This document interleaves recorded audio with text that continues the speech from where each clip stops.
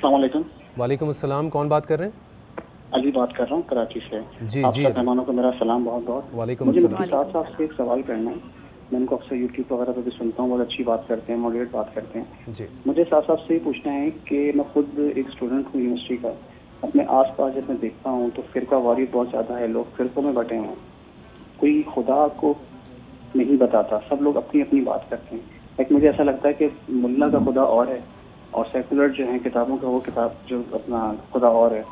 تو اس بارے میں ذرا کوئی تھوڑی سی روشنی ڈالیں کہ آسان لفظوں میں مجھے بتائیں کہ خدا کو میں کیسے پہچانوں. ویئر از گاڈ, خدا کہاں ہے؟ کہتے ہیں شہرک سے قریب ہے, اس کو میں کیسے پہچانوں؟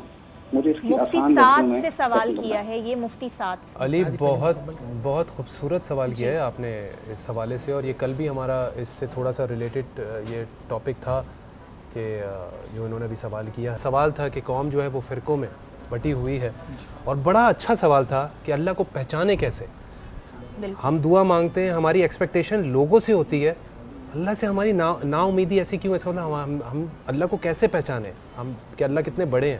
بے شک. اعوذ باللہ من الشیطان الرجیم, بسم اللہ الرحمن الرحیم. جی بڑا خوبصورت سوال ہے. اینڈ میں ان کا ایک اسٹیٹمنٹ تھا کہ ویئر از گاڈ, یہ ایک ان کا ایک اسٹیٹمنٹ جو آج کل ہمارے ہاں بڑا ایک فیمس ہو گیا ہے. ہم کیونکہ یہ کہیں نہ کہیں دیکھیں, جہاں اس سوال کو میں ایک دوسرا رخ بھی دوں گا, ہماری یونیورسٹیز اور اسکول کالجز کے اندر جب ہمارے نصاب کے اندر ڈارونزم ہو, ہمیں پڑھایا جاتا ہو کہ انسان ایک بندر سے پھر انسان بنتا ہے, جہاں بگ بینگ تھیوریز پڑھائی جائیں, تو کہیں نہ کہیں کوشچن ضرور اسٹوڈنٹس کے نا مائنڈ میں ریز ہوتے ہیں, ضرور سوالات ریز ہوتے ہیں.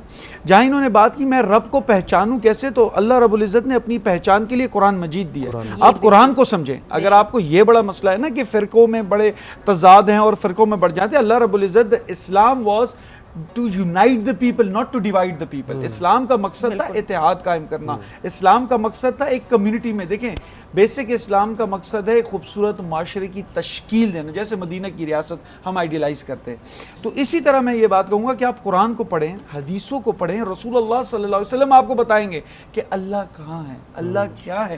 وہ آپ کو ٹرو امیجنری پوزیشن, اللہ کی معرفت کی بات کی تھی کہ ہر چیز میں آپ کو اللہ کی قدرت نظر آئے, آپ کو ہر چیز میں اللہ وہ. اور پھر سب سے خوبصورت بات مولا علی کے من عرف نفسہ, جب آپ اپنے آپ کو پہچاننے لگ جائیں گے تو آپ اللہ رب العزت کو پہچاننے لگ جائیں گے. تو self actualization is very much important. اب میں اس ایک ٹاپک پہ آؤں گا کہ ویئر از گاڈ. دیکھیں ہم خدا کو تلاش کرنے جب ہماری یونیورسٹیز یا سو کالڈ انٹلیکچوئل, جن کو میں سو کالڈ انٹلیکچوئل کہتا ہوں, جو اپنے آپ کو ذہین و فتین کہتے ہیں, ریشنل کہتے ہیں, وہ کیسے جاتے ہیں؟ نالج کے بیسس پر. ریسورسز کیا ہیں ہمارے پاس؟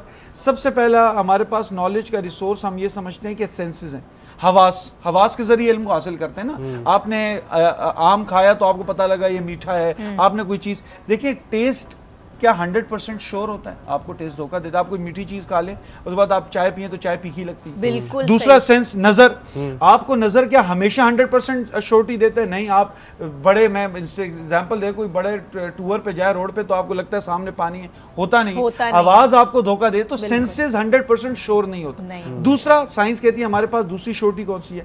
وہ آپ کے پاس انٹیلیکٹ ہے, ذہن ہے, برین ہے.